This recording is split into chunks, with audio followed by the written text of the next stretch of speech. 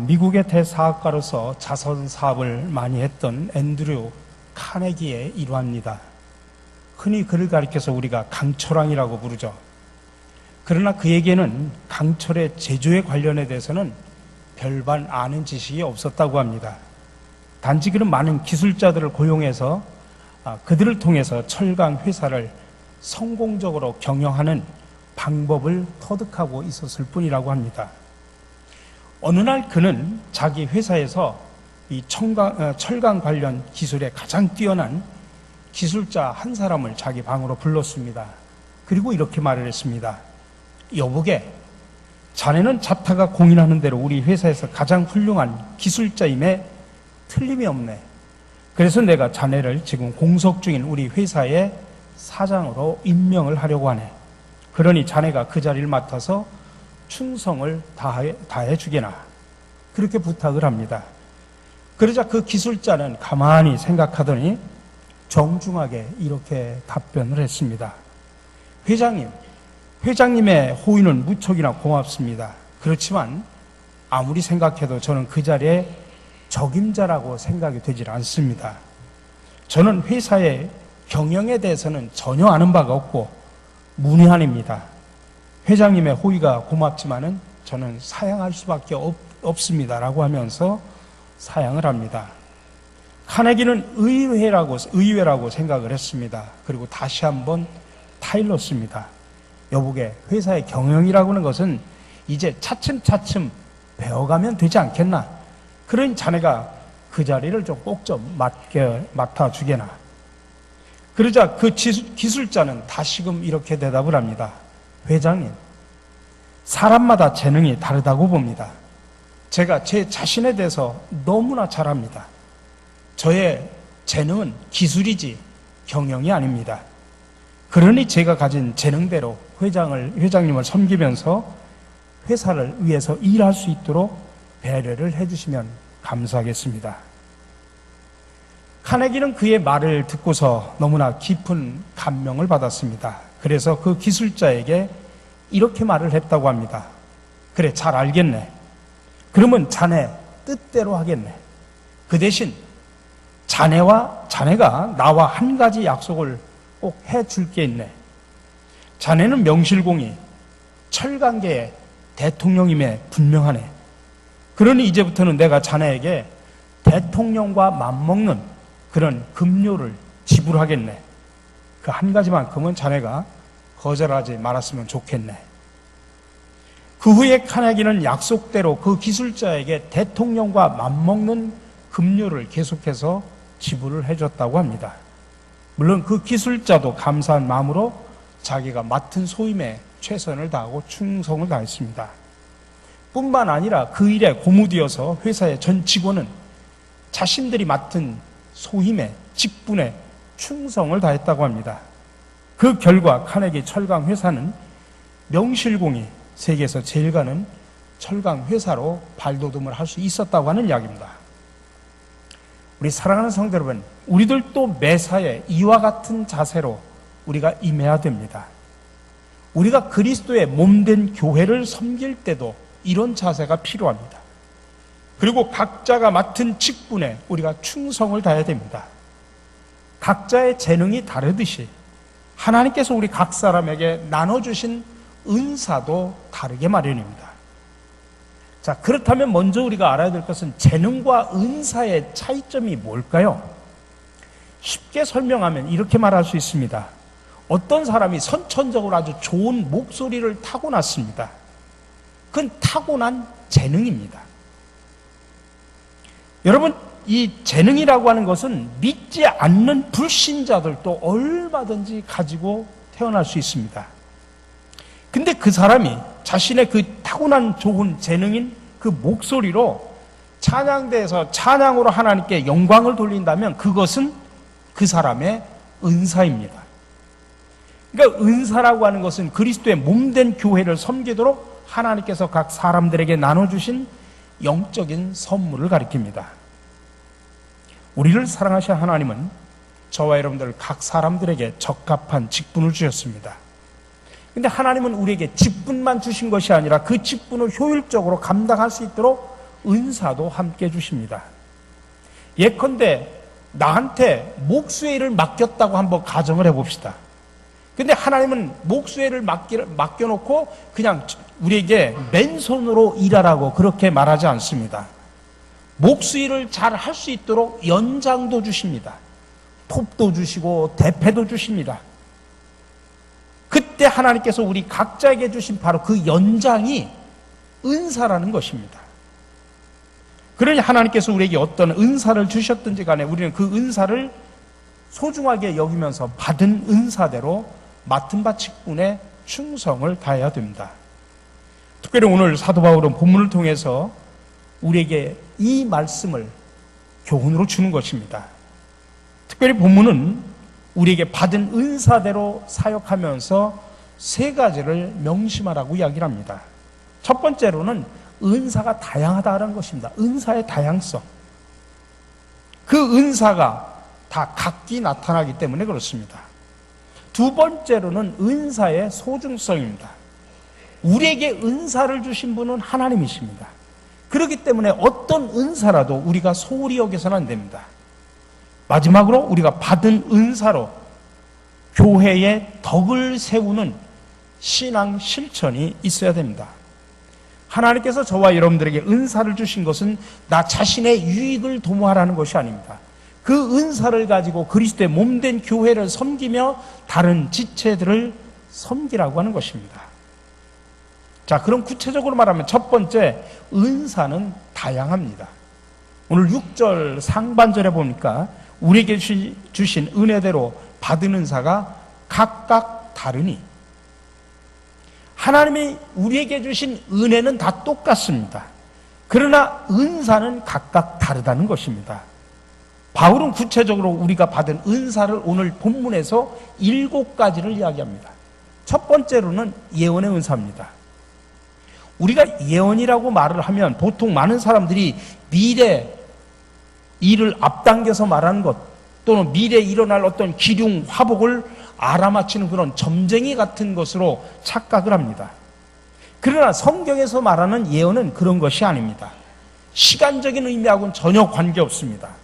미래 일이든 현재 일이든 과거 일이든 상관없이 성경에서 말하는 예언은 하나님의 말씀을 받아서 사람에게 선포하는 것, 이게 바로 예언입니다. 그래서 이 예언의 은사는 주로 설교자들에게 주어지는 은사를 말하는 것입니다. 근데 예언의 은사가 왜 가장 먼저 나올까요? 그 이유를 고린도전서에서 말하고 있습니다. 고린도전서 14장 3절과 31절에 보면 예언하는 자는 사람에게 말하여 덕을 세우며 권면하며 위로하는 것이요, 너희는 다 모든 사람으로 배우게 하고 모든 사람으로 권면을 받게 하기 위하여 하나씩 하나씩 예언할 수 있느니라. 예언은 세 가지 때문입니다. 하나는 그리스도의 몸된 교회의 사람들에게 덕을 세워서 믿음을 든든하게 만들고, 두 번째로는 말씀으로 잘못된 것을 바르게 고치도록 권면하고, 마지막으로 약한 것을 위로하기 때문입니다. 여러분, 우리가 기도할 때 방언 기도하시는 분들이 있습니다. 근데 그 방언 기도를 못하게 하는 것도 문제입니다. 그것도 은사 중에 하나입니다. 아, 우리 교회는 방언 안 돼요. 어디가 그런 교회가 있습니까? 그것도 성령의 은사입니다. 근데 방언은 자기 혼자만의 덕을 세우는 것입니다. 그러나 예언은 교회의 덕을 세우기 때문에 귀중한 은사입니다. 그래서 사도 바울은 못 알아듣는 1만 마디의 방언보다는 알아들을 수 있는 5마디의 예언을 하라고 한 말이 바로 그 뜻입니다. 그래서 예언은 하나님의 말씀에 근거해서 교회 안에서 모든 성도들의 믿음의 덕을 세우는 목회적인 기능입니다. 두 번째로 섬김의 은사입니다. 영어로 집사를 디콘이라고 표현합니다. 디아코니아라고 하는 헬라어에서 파송된 말인데 몸으로 교회를 섬기는 그런 집사들에게 주어진 은사라고 볼 수 있습니다. 세 번째로는 가르치는 은사가 있습니다. 우리 교회 학교에서도 교사들도 가르치고 섬기비들도 가르치고 목회자들도 가르칩니다만은, 근데 중요한 것은 가르치는 사람은 자신의 지식이나 경험을 가르치는 것이 아니라 예수 그리스도를 가르쳐야 됩니다. 근데 예수 그리스도를 가르치는 사람은 자기 자신이 먼저 하나님 앞에서 변화된 한 사람의 학생처럼 먼저 자기 자신을 가르칠 수 있어야 됩니다. 그리고 말로만 가르치는 것이 아니라 구체적인 삶으로 가르칠 수 있어야 됩니다. 네 번째가 위로의 은사입니다. 어려움을 당하고 있는 지체들을 찾아가서 말씀과 기도로 권면하고 위로하는 일입니다. 얼마나 소중한 것입니까? 여러분들 여기서 권면이라고 하는 말이 그 속에서 권사라는 말이 나온 겁니다. 그러니까 권사의 임무가 어렵고 힘든 사람들을 찾아가서 위로해주고 격려해주고 세워주고 기도하는 것, 이게 바로 권사의 임무입니다. 다섯 번째로 구제 은사입니다. 초대교회 성도들은 자기 자신의 재산과 소유를 팔아서 가난한 사람들을 구제했습니다. 고린도후서 8장에 보면 마게도냐 교회 성도들은 극심한 가난 속에서도 예루살렘 교회를 위해서 풍성한 연보를 했습니다. 가난한 사람들을 구제하기 위해서였습니다. 그 당시에는 기근도 많았고 핍박도 많았습니다. 그래서 구제 은사가 절실하게 필요했던 때입니다. 여섯 번째로 다스리는 은사입니다. 다스리는 것은 교회를 지도하고 또 교인들 간의 분쟁을 조정해서 화해를 도모하는 일입니다. 하나님의 교회로 하여금 하나님의 교회답게 하는데 이 같은 다스리는 은사가 필요합니다. 우리말에 권력 남용이라는 말을 많이 쓰고 있죠. 누구든지 절대적인 권력을 가지고 있으면 절대적으로 타락하게 됩니다. 권력에 대한 성실한 자세가 없으면 조그만 권력을 가지고도 권력을 남용하는 것을 우리는 알고 있습니다. 근데 성령의 은사로서 하나님의 말씀에 따라서 다스리지 못하면 어떤 종류의 권력이라도 남용하는 잘못을 범하게 됩니다. 오늘날 교회가, 많은 교회들이 영적인 힘을 잃어버린 것은 하나님께서 주신 은사, 특별히 교회 안에서 다스리는 것을 주신 은사를 마치 자기 것인 양 다른 사람 위해서 군림하려고 하는 지도자들의 모습 때문에 그렇습니다. 그러므로 다스리는 사람들은 먼저 자기 자신을 먼저 잘 다스릴 수 있어야 됩니다. 교회 안에서 다스리는 것은 어떤 목사나 장로라고 하는 직책을 가지고 어떤 힘으로 하는 게 아니라 먼저 자기 자신이 겸손하게 섬김의 본을 보여주셨던 주님의 자세를 가지고 다스리는 것입니다. 또 하나 우리가 기억해야 될 것은 교회 모든 질서를 위해서는 다스리는 은사를 가진 사람들에게 순종하는 일도 필요합니다. 히브리서 3장 17절 제가 세번역 성경으로 읽어드립니다. 여러분의 지도자들의 말을 고지 듣고 그들에게 복종하십시오. 그들은 여러분의 영혼을 지키는 사람들이요 이 일을 장차 하나님께 보고드릴 사람들입니다. 그러므로 여러분은 그들이 기쁜 마음으로 이 일을 하게 하고 탄식하면서 하지 않게 해 주십시오. 그들이 탄식하면서 일하는 것은 여러분에게 유익이 되지 못합니다. 마지막 긍휼의 은사를 말합니다. 긍휼, 엘레오라고 하는 이 말은 성경에서 원래는 하나님께만 표현하는 용어입니다. 근데 오늘 본문에서는 그 표현을 사람에게 그대로 사용을 합니다. 긍휼이라고 하는 게 성령의 은사라고 하는 것을 강조하는 것입니다. 그래서 많은 사람들에게 사랑과 자비를 베푸는 것, 이것도 하나님의 은사, 성령 은사입니다. 사도 바울은 지금 본문에서 7가지 성령의 은사를 말합니다. 근데 고린도전서 12장에 가면 9가지 은사를 말하고 있습니다. 이것만 봐도 은사의 숫자에는 제한이 없다는 것을 알 수 있습니다. 은사는 이 이외에도 얼마든지 더 있을 수가 있습니다. 사도 바울이 지금 말하려고 하는 의도는 뭐냐면 은사가 이렇게 다양하다는 이야기입니다. 따라서 하나님께서 우리에게 어떤 은사를 주셨든지 간에 받은 은사대로 각각 맡은 직분에 충성을 다해야 된다라고 하는 것을 강조하는 것입니다. 두 번째로 은사는 소중합니다. 6절에 보니까 우리에게 주신 은혜대로 받은 은사라고 표현합니다. 우리에게 은사를 주신 분이 누굽니까? 하나님입니다. 하나님이 우리에게 은사를 주실 때 막 마구잡이로 무턱대고 주셨습니까? 그렇지 않습니다. 은혜대로 주셨다. 은혜로 주셨다라고 표현합니다. 하나님 우리를 사랑하십니다. 하나님 우리를 너무나 잘 알고 계십니다. 그래서 하나님은 우리 모두에게 가장 적합한 직분을 주신 것입니다. 그리고 그 직분을 잘 수행할 수 있도록 적절한 은사를 주셨습니다. 따라서 어떤 은사라도 우리는 결코 소홀하게 생각해서는 안 됩니다. 왜냐하면 다 소중하기 때문에 그렇습니다. 그래서 사도 바울은 오늘 7가지 은사를 이야기하면서 이 7가지 은사를 어떻게 사용해야 되는가를 일일이 또 구체적으로 설명을 하고 있습니다. 첫 번째, 예언이면 믿음의 분수대로 하라, 그렇게 말하고 있습니다. 이것이 뭐냐면 그 이상이면 거짓 예언이 될 수 있고 그 이하면 자기가 맡은 직분에 불충실할 수밖에 없기 때문에 그렇습니다. 두 번째로, 섬기는 일이면 섬기는 일로 하라고 말하고 있습니다. 왜 사도 바울은 똑같은 단어를 2번 반복할까요? 설명할 말이 얼른 생각나지 않아서 그랬을까요? 결코 그렇지 않습니다. 섬김의 정신이 변질되면 안 된다고 하는 것을 강조하는 말입니다. 섬긴다고 하면서 자기가 드러난다든지 또 다른 사람 위에 군림하려는 자세를 취해서는 안 된다는 것입니다. 섬김은 어디까지나 섬김의 자세를 가지고 섬겨야 된다는 이야기입니다. 세 번째로, 가르치는 자면 가르치는 일로 하라고 말하고 있습니다. 하나님의 말씀인 성경을 바르게 가르쳐야 됩니다. 자기의 잘못된 생각을 가르치면 어떻게 됩니까? 가르치는 자가 잘못 행하는 것처럼 배우는 자 역시도 잘못된 길로 행할 수밖에 없습니다. 네 번째로, 위로하는 자면 위로하는 일로 하라고 말하고 있습니다.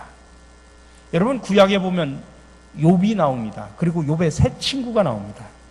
그들이 고통당하는 욥에게 와서 나름대로 위로한다고 찾아왔는데 위로가 아니라 그들이 한 잘못이 뭐냐면 어려움에 빠진 욥을 더 상처를 줘가지고 더 힘들게 했던 것이 바로 그들의 잘못이었습니다. 결국 친구들이 와서 위로한 것이 욥에게는 엄청난 상처로 다가온 것입니다. 그러므로 위로하는 자는 처음부터 끝까지 위로로 해줘야 되는 것입니다. 그 다음에 5번째로, 구제하는 자는 성실함으로 해야 된다라고 말하고 있습니다. 저와 여러분들은 물질의 주인이 아닙니다. 물질의 주인은 어디까지나 하나님이십니다. 우리는 청지기에 불과합니다. 청지기는 주인의 뜻대로 성실한 자세로 임해야 됩니다. 마치 자기가 물질의 주인인 것처럼 받는 사람을 깔본다든지 인색한 태도를 취해서는 안 됩니다. 6번째로, 다스리는 자는 부지런함으로 하라고 말하고 있습니다. 그 말은 본이 되라는 이야기입니다. 먼저 앞장서서 솔선수범하는 모습을 보이라는 이야기입니다. 그 다음에 긍휼을 베푸는 자는 즐거움으로 하라고 말합니다. 줄 때 기쁨, 도울 때 기쁨, 사랑과 자비를 베풀 때 그 기쁨, 그것이 내가 대접받을 때나 높은 자리에 올라갈 때 그 기쁨보다 더 커야 하나님의 성령 안에서 긍휼을 베푸는 사람이라고 볼 수 있는 것입니다. 그러니 여러분, 교회 안에서 여러분들이 어떤 은사를 가지고 무슨 일을 하시든지 여러분 즐겁게 하시기 바랍니다. 행복한 사역자가 되시길 바랍니다. 이렇게 사역하는 것이 바로 성령의 은사라는 것입니다. 지금 사도 바울이 말하려고 하는 게 뭡니까? 왜 하나님께서 주신 은사로 어떻게 섬겨야 되는지 지금 구체적으로 일일이 설명을 합니까? 은사는 하나같이 소중하기 때문입니다. 어느 하나라도 소홀히 여길 수 없기 때문입니다. 더 중요하고 덜 중요한 것이 없기 때문에 그렇습니다. 모두가 하나님께서 주신 것이기에 소중하다는 이야기입니다. 우리가 오늘 본문 말씀을 통해서 마지막으로 우리가 명심해야 되는 것은 주어진 은사로 여러분 사역하시면서 교회에 덕을 세워야 된다는 이야기입니다. 그러기 위해서는 우리는 3가지를 생각해야 됩니다. 첫 번째로, 바울이 지금까지 로마서 1장서부터 11장에 이르는 긴 말씀을 통해서 어떻게 해서 우리가 그리스도 안에서 구원받은 사람이 될 수 있느냐 하는 것을 가르쳐 왔습니다. 그리고 이제 그런 구원의 확신을 가진 사람은 어떻게 살아야 되는가라고 하는 것을 가르치면서 제일 먼저 뭘 이야기하냐면 교회 안에서의 신앙생활을 강조하고 있다는 사실을 아셔야 됩니다. 우리가 상식적으로 생각하면 그런 믿음의 도리를 다 설명한 뒤에는 이렇게 믿는 사람은 세상에 나가서 이렇게 살아야 됩니다라고 하는 세상에서 나가서 살아야 되는 실천 방안을 가르쳐줘야 마땅할 텐데 바울은 왜 세상보다도 교회 안에서의 신앙생활과 더불어서 성령의 은사를 이야기하고 있는가? 우리가 깊이 물어야 됩니다. 여러분은 스스로 믿음이 있다고 여러분 생각하십니까? 그렇게 확신을 하십니까? 여러분이 그렇게 확신한다고 하면 그 믿음의 실천은 이 교회 공동체 안에서 먼저 받은 은사대로 시작하셔야 됩니다. 이 교회 안에서 신앙생활을 시작하지 않으면 여러분이 집으로 세상으로 나가서도 할 수 없습니다. 물론 우리 믿음의 실천의 장은 세상입니다. 그러나 우리가 첫 단추를 잘못 끼우면 마지막 단추도 잘못 끼우게 되는 것처럼 믿음의 사람들이 교회 안에서 하나님의 말씀을 제대로 실천하지 못하면 여러분 세상에 나가서도 제대로 신앙생활 못한다는 이야기입니다. 그러므로 여러분은 먼저 교회 안에서부터 어떤 사역, 어떤 봉사를 하든지 기독교인으로서 믿음의 실천의 장으로 삼으시고 이곳에서 먼저 최선을 다하는 훈련을 하셔야 됩니다.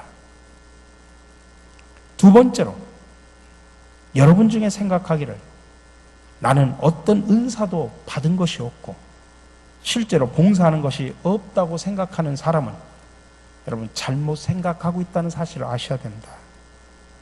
교회 안에서 성령의 은사를 말하는 것은 목사나 장로들만을 위해서 하는 것이 아니라 교회 안에 있는 이름 없는 모든 성도들을 위해서 이 말씀을 지금 증거하고 있는 것입니다.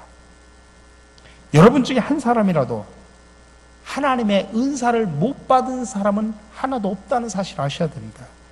우리는 어떤 모양으로든지 교회 안에서의 믿음 생활을 위해서 성령의 은사를 받았습니다. 다만 내가 어떤 은사를 받았는지 깨닫지 못하는 것뿐입니다. 또 다른 사람의 손에 있는 것은 커 보이고 내 손에 있는 것은 작아 보이는 그런 마음 때문에 그렇게 생각될지는 모르겠지만 절대 그렇지 않습니다.